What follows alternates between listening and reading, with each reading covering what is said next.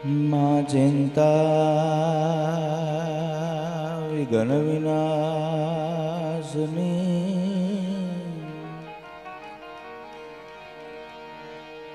Madhu કમલાસની mask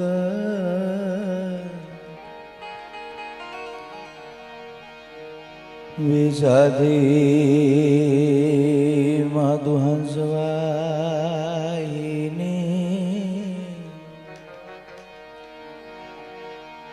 માતુ યમને દે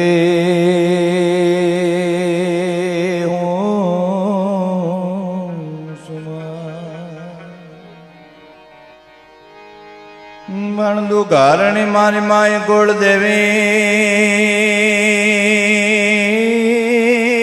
રે મણદુ કારણે મારી માય ગોળ દેવી કરણે કરણે કરનાયમાં સહાય પણ જાહેર જાહેર જગમાઈ માતું જોગણી આન જપીએ માતી હારોય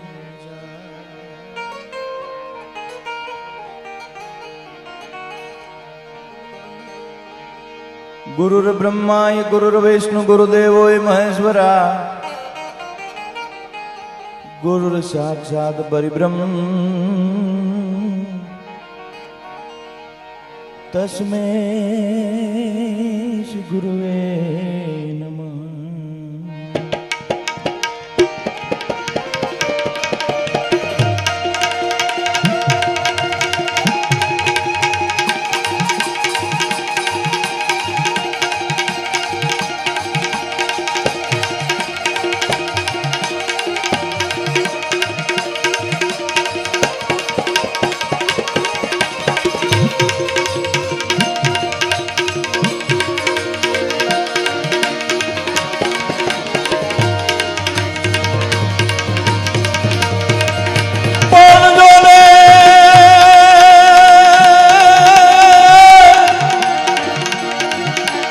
જગદંબાઈ માતુ જોગણી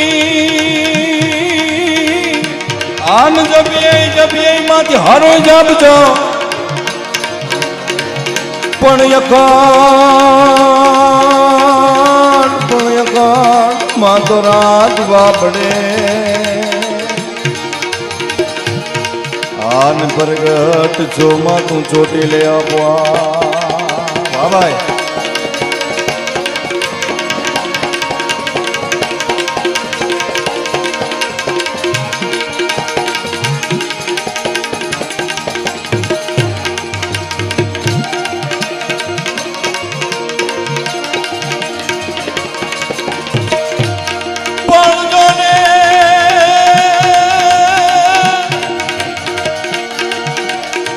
મત કરીએ તોફાનમાં નો રહ્યા પણ તેદી મારી માં ખોળલ ને કોઈ યાદ કરજો અને વારું કરશે મોરી માં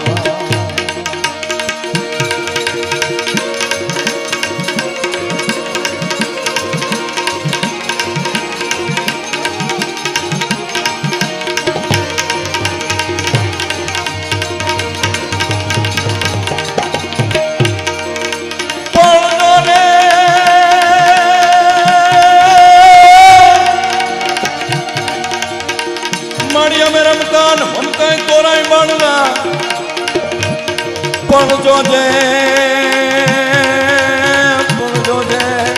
આંગણી મૂકી ના ગવે જાય જો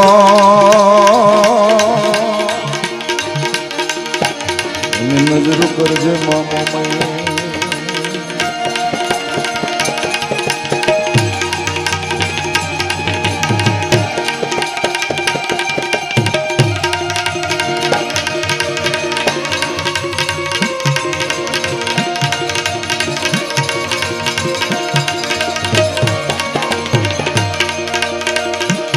ખાસ શ્રી ઉગારામ બાબાના પટાંગણમાં આ ભવનાથની ભૂમિમાં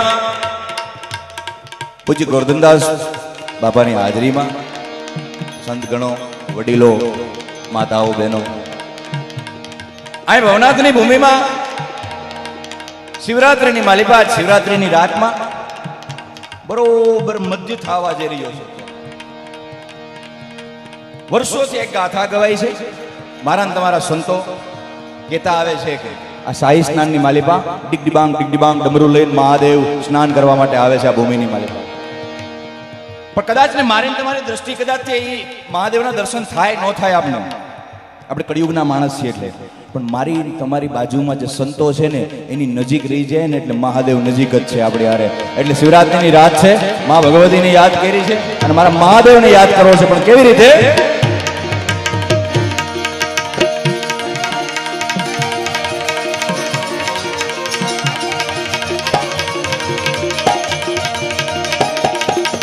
દે દે દે દે ટમક ટમક ધીર નીરી પર સમર બજે દોર ધીર ધીર પર ડમર ડમર જોન ડમર ડમર કરુણાત બજે જોન ડિગ દિબાંગ જોન ડિગ દિબાંગ જોન મહાદેવ મહાદેવ મહાદેવ મહાદેવ મહાદેવ મહાદેવ મહાદેવ મહાદેવ મહાદેવ મહાદેવ.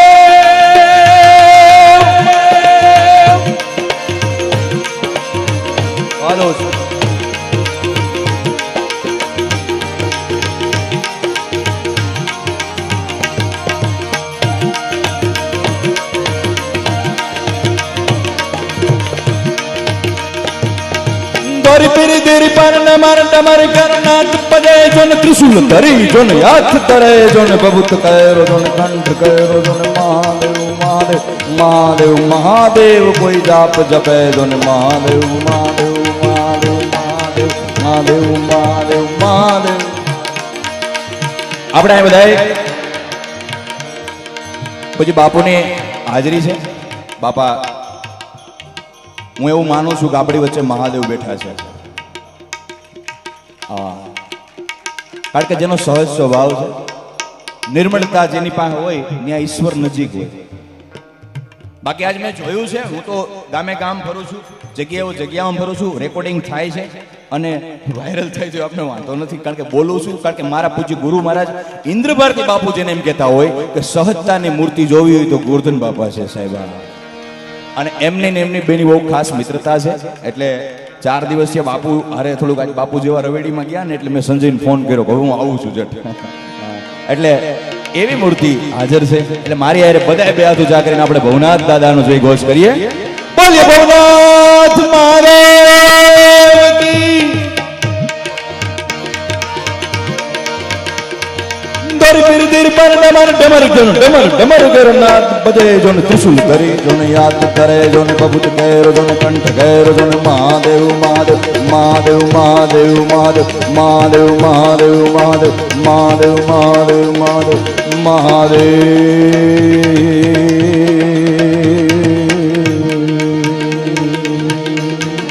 2 મિનિટ મારી યાર બધા, કારણ કે ભજન સાહિત્યની વાતોમાં તો કદાચ કોઈને લાગે ન લાગે, પણ કળિયુગ માત્ર નામ આધારા. બાપાની હાજરી છે, હું કોઈ જ્ઞાની માણસ નથી, પણ 2 મિનિટ શિવરાત્રિની રાત છે. મહાદેવ કોઈ ના કોઈ રૂપમાં મેં કીધું ને એમ, પણ ક્યાંય આખું આપણે તો જવાની જ જરૂર નથી, આપણા ભેગા જ છે. એટલે 2 મિનિટ. ઓમ નમઃ શિવાય ઓમ નમઃ શિવાય નમઃ શિવાય ઓમ નમઃ શિવાય. બધા ભાવથી 2 જ મિનિટ, પછી હું સાહિત્યની વાતો કરીશ.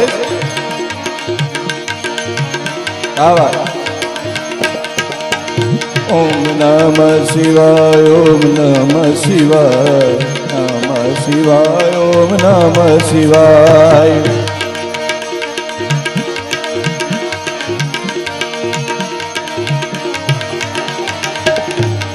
મહાકુંભ માં કદાચ ને હું તમે ન પહોંચી શક્યા હોય તો મહાકુંભ આપણા ગુરુ મહારાજ જે હોય એને આપણે ચરણ સ્પર્શ કરી લઈએ તો આપણો મહાકુંભ આવી જાય. પણ આજે તો હું તમે ભાગ્યશાળી છીએ કે પૂજ્ય બાપાની હાજરી છે અને શિવરાત્રીની રાત છે ને આ મિની કુંભનો ઉત્સવ ઉજવાય છે. એટલે ભાવથી મારી હારે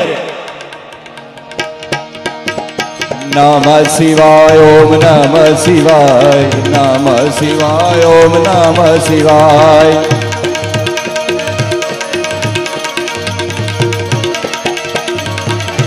ઓમ નમઃ શિવાય ઓમ નમઃ શિવાય નમઃ શિવાય ઓમ નમઃ શિવાય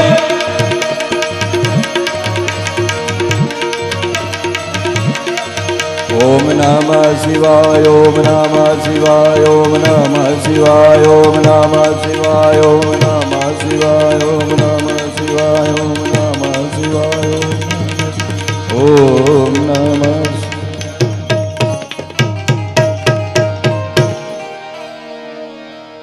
એક बिली पत्रम एक पुष्पम एक लोटा जल की धार दयालु रिजत है तो चंद्र मौल फलचार एवी शिवरात्रि राधे ઉગા બાપાના આ જગ્યામાં દેવાંગભાઈ હું મને જ્યારે જ્યારે સંજયને ખ્યાલ છે હું રાહુલને હાજરી છે મારા બહુ નાનપણના મિત્રો છે ને હું જ્યારે બોલું છું ત્યારે મને મજા આવે છે અને કહું છું બેન આ વર્ષે બોલ્યો હતો અને ઘણા પ્રોગ્રામમાં બોલું છું કે ધર્મના સીમાડા હાચવી અને મારા તમારા યુવાનો બેઠા છે આ દેશમાં કોઈ ઘૂસણ ન કરે કોઈ બીજા આવારા તત્વો ન કરે એ માટે થઈ કોઈ રાક્ષસો ન કરે બીજા દેશના દ્રોષીઓ આપણા દેશના સીમાડામાં ન કરે એ માટે આપણા દેશના જવાનો સીમાડા હાચવીને બેઠા છે એને એક ફોજ કહેવાય અને ઉગારામ બાપાની ફોજ છે જે ધર્મ હાચવીને બેઠી છે સાહેબ બીજા જે કઈ હજી આ ધર્મની માલિપા જેટલા છે ફરી વાગોડું કે મારા પૂજ્ય ગુરુ મહારાજ ઇન્દ્ર ભારતી બાપુના શબ્દો છે કે જ્યાં લગીને આવા બાવલિયાઓ ભજન કરે છે અને કરાવે છે સત્સંગ હાલે છે ને ત્યાં લગી નગી કળિયુગના બાપની તેવડ નથી કરી શકશે સાહેબ પણ આ પટની માલિપા આવી જાવ તોની વાત છે બાકી પછી બહારથી ઊભા તમે ખાલી જોઈને નીકળો તો એમ અડે નહીં અને એમ એકવાર માં ન અડ્યો આપણે એમ થાય કે આપણે એકવાર ગયા હતા પણ કઈ ફેર ન પડ્યો પછી એ બીજું બધું બંગલા મોટર ગાડીઓ કરોડો રૂપિયા માગો તો ઈ ન મળે એ તો તમારા કર્મ આધીન હોય તો મળે આ હું કોઈ પમ્પિંગ નો કાર્યક્રમ મારી પાસે છે જ નહીં એટલે હું જે છે એ સત્ય કહું છું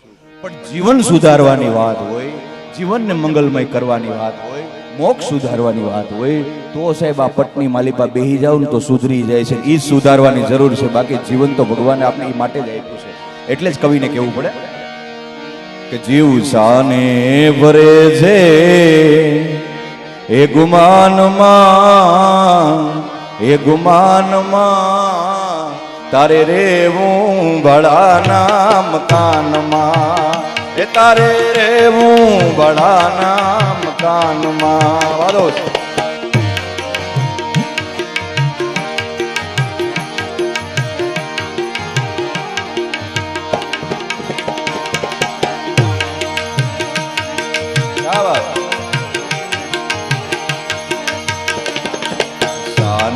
ભરે છે ગુમાનમાં એ ગુમાનમાં તારે રેવું ભળાના મકાનમાં તારે રેવું ભળાના મકાનમાં હું વચ્ચે એક વાત કરતો હતો ને પાછી બીજી દોરે ચડી ગયો એટલે દેવભાઈ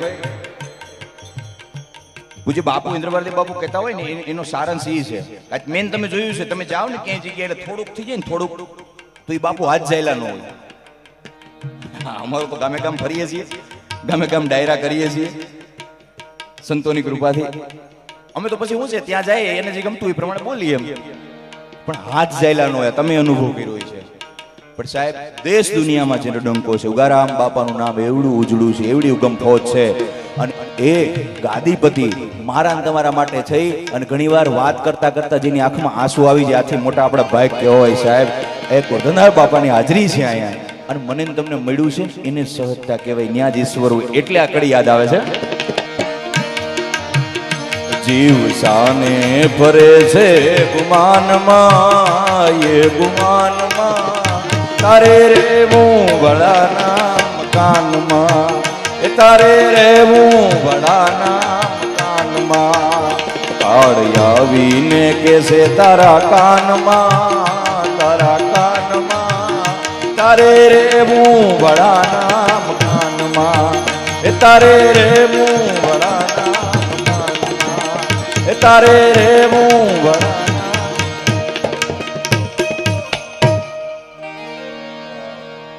ભજનનો માહોલ છે.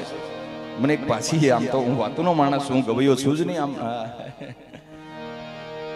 અજબ આ જગત છે. આ બાપાની એટેચમેન્ટ થાય ને ટચ થાય ને એટલે ઘણું યાદ આવે. એનું કારણ એ છે કે જગત શું છે આ કડીમાં સમજે. આ કોઈ હું કઈ મનોરંજન માટે નથી ગાતો. આ ભજન છે ને મનોરંજનનું કામ જ નથી, એ આત્મરંજન છે.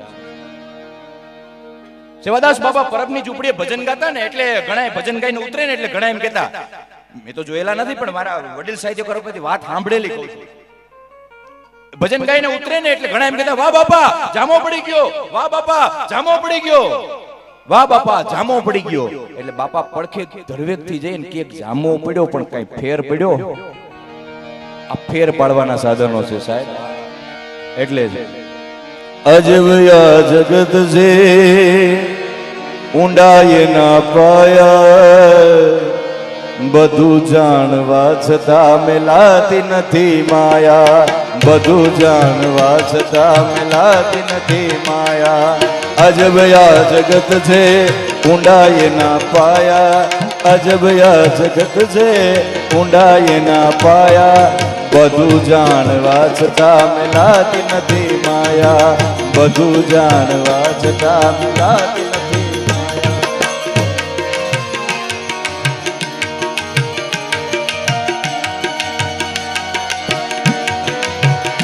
જો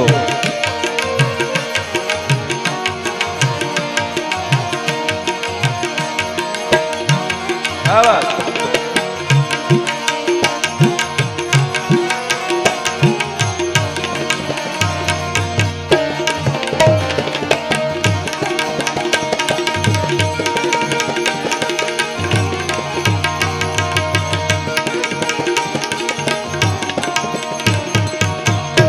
અજબ આ જગત છે ઊંડા એના પાયા, બધું જાણવા છતાં મેલાતી નથી માયા. સાહેબ આ મુદ્દો જ ઈ છે, માયાનો જ પ્રશ્ન છે. આ જે કઈ છે ને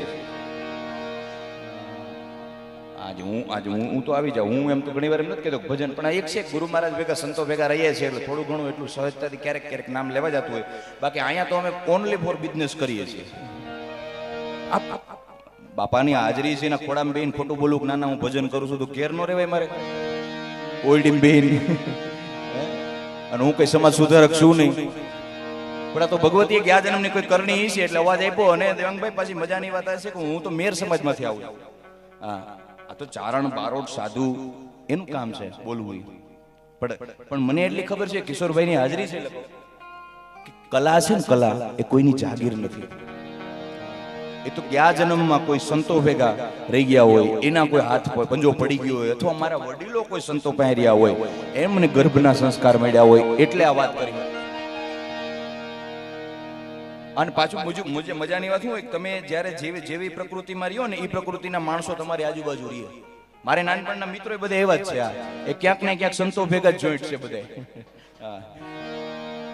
એટલે જેવી જેની જ્યાં વૃત્તિ હોય ને ત્યાં માણસ હચવાઈ જાય. આ મેળો છે, મેળામાં બધા કઈ બધા ભજન સાંભળવા આવતા હોય એવું નથી, બધા હરિહર કરવા આવતા એવું નથી, કે બધા સંત દર્શન કરવા આવતા એવું નથી.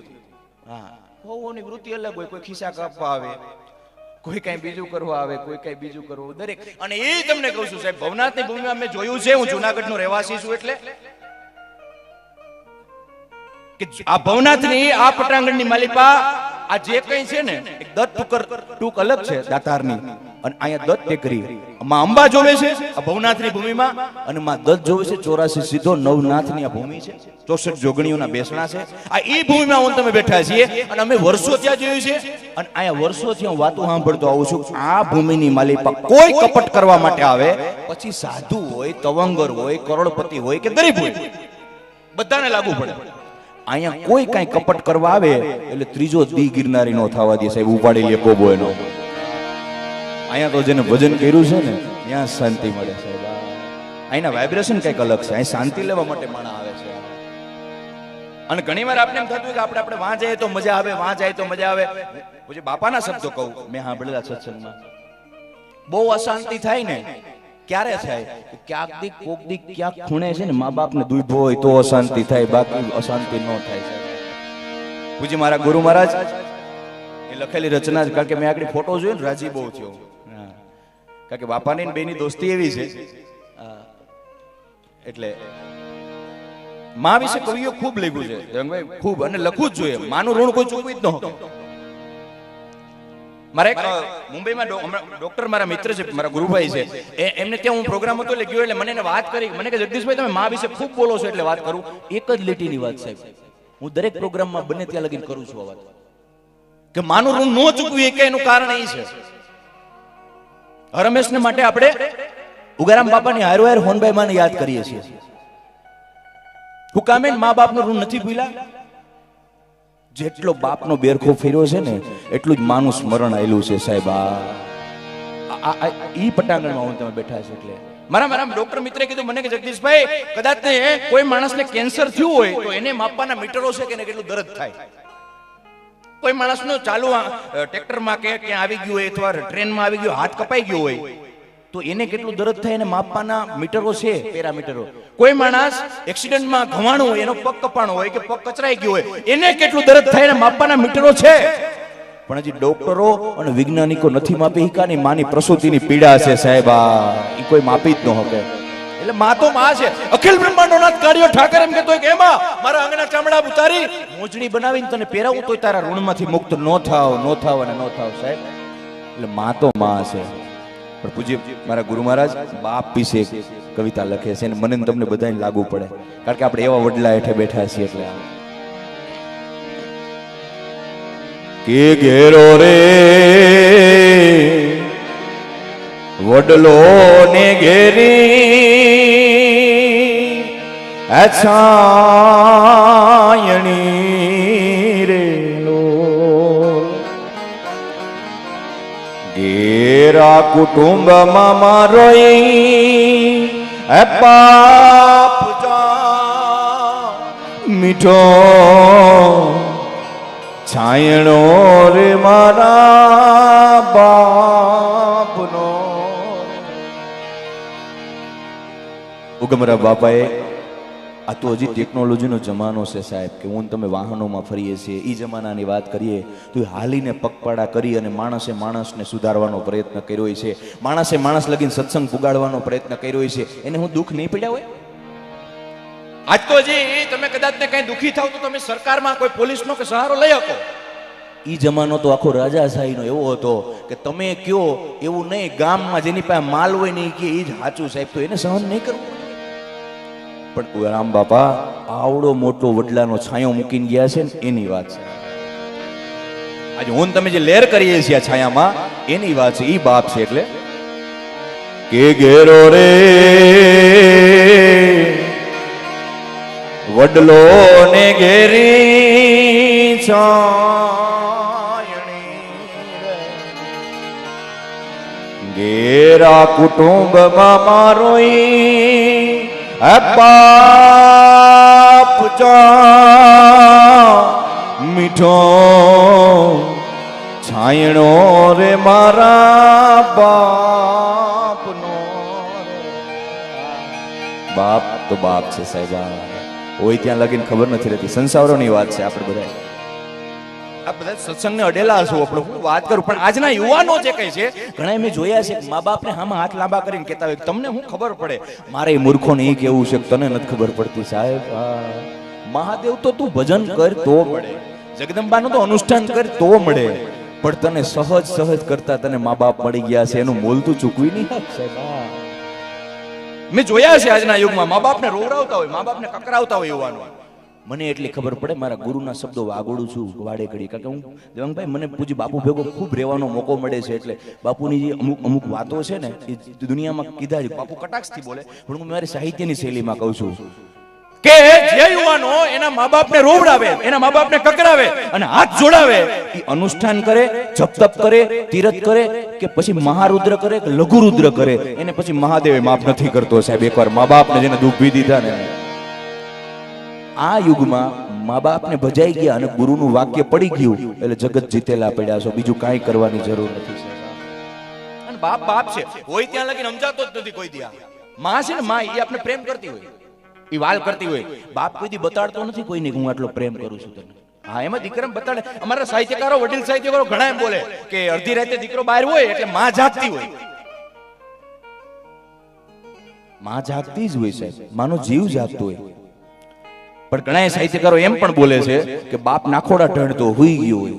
બાપ હું ખરાબ છે? પુરુષ એટલો હું કઈ ના, માં જાગતી જ હોય 100% સાહેબ. દીકરો કમાવા ગયો હોય, બહાર ગયો હોય, ફરવા ગયો હોય, રખડવા ગયો હોય, જ્યાં ક્યાં ગયો હોય, બાપ હુઈ ગયો હોય. હમણાં કવિઓ ઘણા એમ કે છે, મને આ શબ્દ ડંખે છે એટલે કહું છું બાપાની હાજરીમાં, કે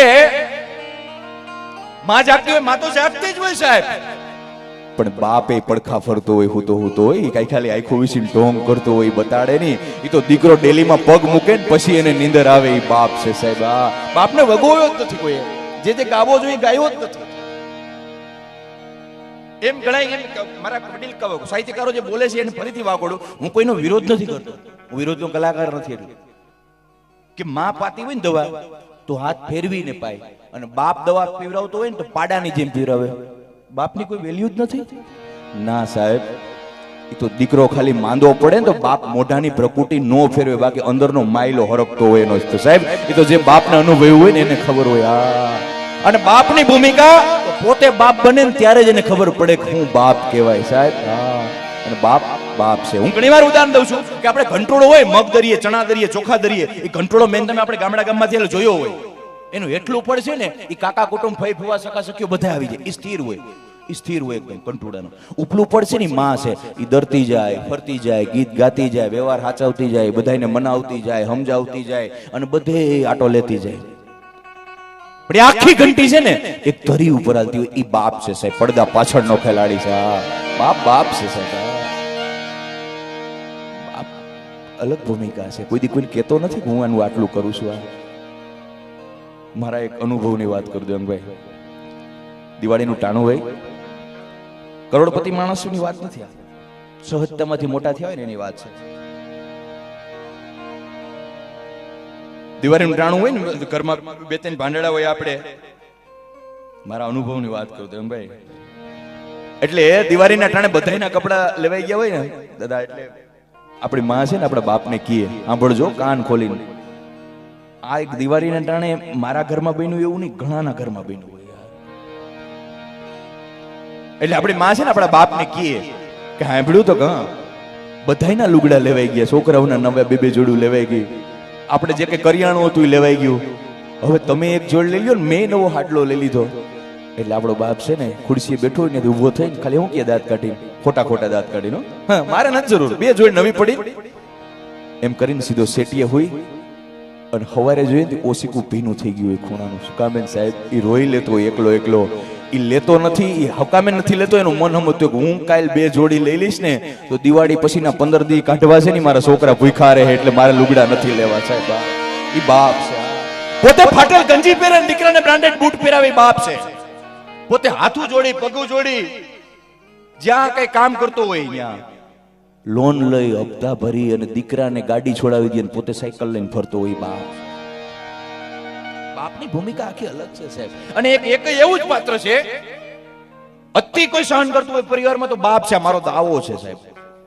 દીકરો કે તોય સહન કરે, દીકરાની વહુ કે તો સહન કરે, પત્ની કે તો સહન કરે, કુટુંબના કે તોય સહન કરે, અને દાંત કાઢતા કાઢતા ઘર આપતો જાય ને સાહેબ, એ બાપ છે. બાપ છે. એટલે જ મારા ગુરુ બીજી કડીમાં લખે છે કે ટુકડામાંથી ટુકડો કરીને આપતો રે ભૂખિયા સુડાવ્યા ની દિન રાત ઘેરો રે વડલો ને ઘેરી છો. ટુકડામાંથી ટુકડો કરીને આપતો. 1-2 લીટીનો પ્રસંગ કહી મારી વાતને વિરામ આપવો છે, કારણ કે મારા વડીલ ભજની કિશોરભાઈ હાજરી છે. વાતો સાહિત્યની તો જેટલી કરીએ એટલી થાય. મેં કીધું ને હું કોઈ જ્ઞાની પુરુષ નથી, પણ બાપાની ઉર્જા મળે છે ને એટલે આ બધું. બાકી તો હું તો હાસ્યરસનો માણસ છું, પણ આજે કંઈક નોખો પાટો દેવંગભાઈ પકડાઈ ગયો છે કે ને, જેની પાસે અડીએ ને તો એના જેવા ગુણ આવે. એટલે કેટલી નિર્મળતા છે, કેટલી શાંતના છે, કેટલી સહજતા છે. કોઈ વખાણ નહીં, વ્યાસપીઠ ઉપરથી કહું છું સાહેબ. બહુ સાચી જગ્યાએ આવીને તમે બેઠા છો, જેટલા બેઠા છો ને એને કહું છું, આ કળિયુગની માલિકા. બાકી બધી આડંબરોના ચિત્રો ફરે છે, જૂજને છોડતા હો. સંત જોવા બહુ અઘરા થઈ ગયા છે. બાવા નામના તત્વો ફરે છે. અમારી દાજ બોલે છે, તમે બહુ સારે ઠેકાણે આવીને બેઠા છો સાહેબ, કે જેની ઉપર એવું ગરામ બાપાનું ઓઢણું છે સાહેબ. હું બોલું મારી મતી અટકી જાય છે સાહેબ. જેનું માં જેવું જીવન છે. આમ કારણ કે જ્યારે જ્યારે જોઈએ ને ત્યારે એની કોઈ રેખામાં ફેર જ ન પડ્યો. એ ગરીબ આવે તો ઈ, અમીર આવે તો ઈ. હા, બાકી મેં જોયું છે અત્યારે અમીર માટે વીઆઈપી રસોડા થઈ ગયા છે, અમીર માટે નોખી બેઠકો હોય. હા, પણ આ તો સાહેબ વડવાઓની કુનાઈઓની આ ભૂમિકાઓ આલે છે. ગરામ બાપાએ એટલું બધું આવી ગયા છે, એટલું બધું આવી ગયા છે કે હવે તો આ ઘટાકૃત આંબો થયો છે અને આના મીઠા મીઠા ફળ આવે છે સાહેબ. અને હવે તમે લાભ લીધા જેવો છે. આ યુગની માલિપા આવી જગ્યાઓ બહુ ઓછી છે, દાવા સાથે કહું છું. પણ મેં કીધું ને, મને કડી યાદ આવી હતી ને, અજબ આ જગત છે ઊંડા એના પાયા, બધું જાણવા છતાં ભૂલાતી નથી માયા. માયા માટે ઘણા ફરે છે, પણ અહીંયા માયાને મહત્વ નથી અપાણું સાહેબ, કારણ કે અહીં ભજનને મહત્વ અપાણું છે. કોઈ સંપ્રદાય કે કોઈ વાળાઓ પાડવાની વાત નહીં, પણ સાહેબ મને તમને નહીં પણ અઢળક સંતોએ એક ઉગારામ બાપાને એવું બિરુદ આપી દીધું હોય, ઉગમ ફૌજ સાહેબ. આ ફૌજ હું ન કરી શકે. મેં કીધું ને, ફૌજ તૈયાર થાય ને, ફૌજ સીમાડા હાચવી શકે, જેમ આપણા મારા ને તમારા બીજા દેશના વ્યક્તિઓ ન કરે, એમ ધર્મની માલિપા અધર્મીઓ ન કરે ને, એટલે ઉગારામ બાપાએ ફૌજ ઊભી કરી છે સાહેબ. પણ મારે એક વાત જે કરવી છે, જુનાગઢની માલિપા અહીંયા ગ્રોફાઇટ એક હાલતી, વડીલો વયસે એને ખબર છે, તો ભાંગી ગઈ. એની ત્રીજી પેઢી હજી યુવાન છે, એ મારી સ્કૂલમાં જ કામ કરે છે, નોકરી કરે છે. એની પાસેથી સત્ય ઘટનાની વાત, બે જ લાઈનની છે. ગ્રોફાઇટની માલિપા એક પુરુષ નોકરી કરે ગ્રોફાઇટની અંદર, તો ત્યારે જે તે સમયે 800-900 જણા કામ કરતા. અહીં જુનાગઢના વડીલો બેઠા છે, ખબર છે, ગ્રોફાઇટ ગાંધીગ્રામમાં હતી, એ ભાંગી ગઈ. તો એમાં 800-900 જણા કામ કરતા.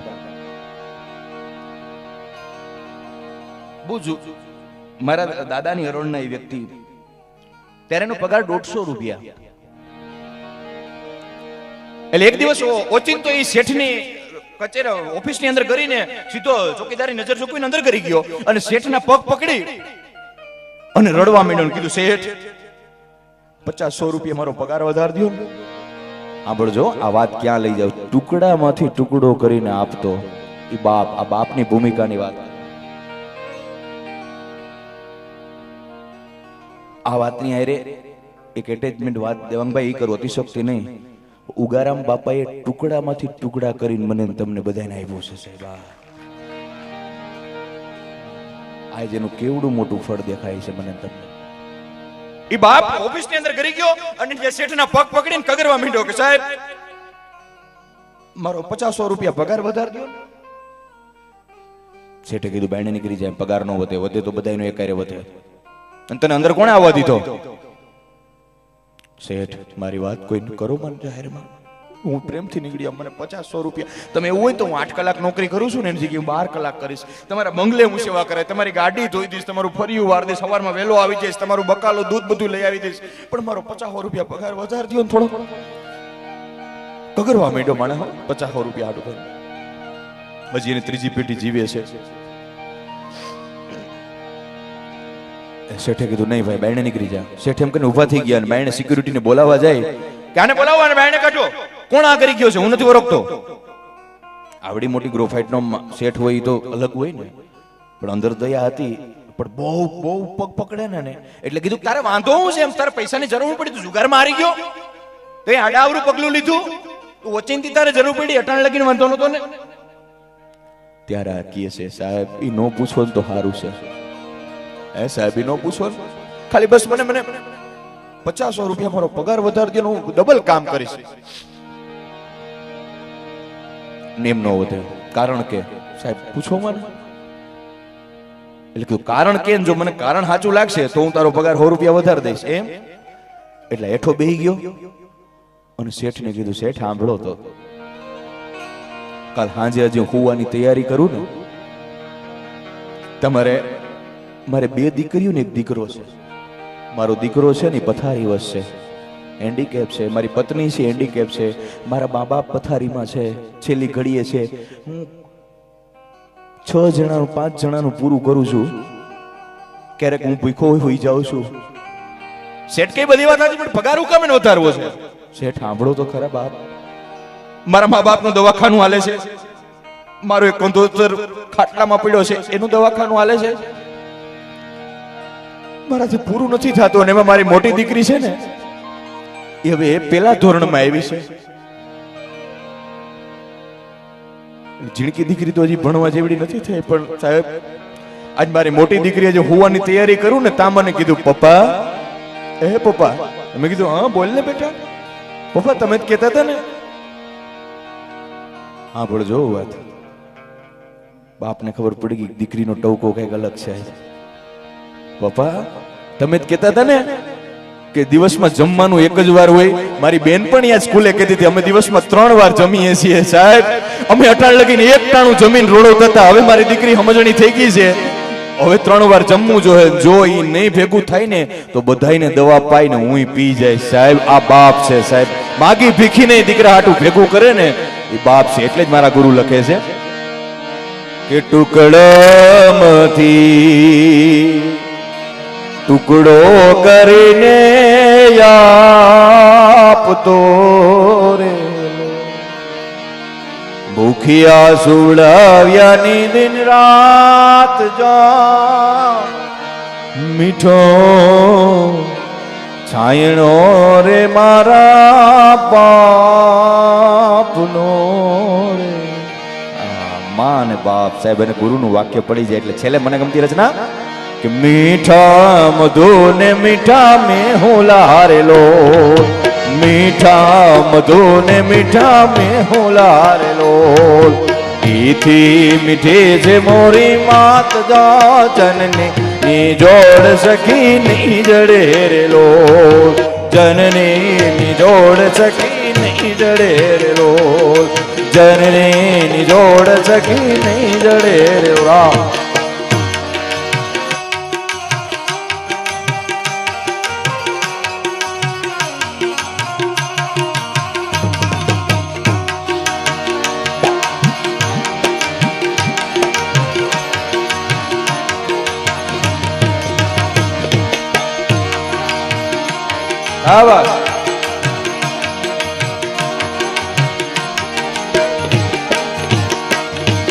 પ્રભુનાય પ્રેમ તણી પૂતળી રેલો, પ્રભુનાય પ્રેમ તણી પૂતળી રેલો, જગથી જુદેરીની જાત જો જનની જોડ સખી ની જડે રેલો, જનની જોડ સખી ની જડે રેલો, જનની જોડ સખી ની જડે રેલો.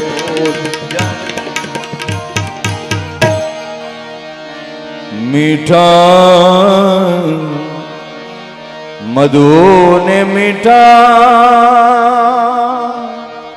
મેં હુલારે, ઈથી મીઠી છે મોરી આ માત જો આ જનની જોડ સખી નહીં જડે. બોલ ગિરનારી મહારાજ. હરિ ઓમ.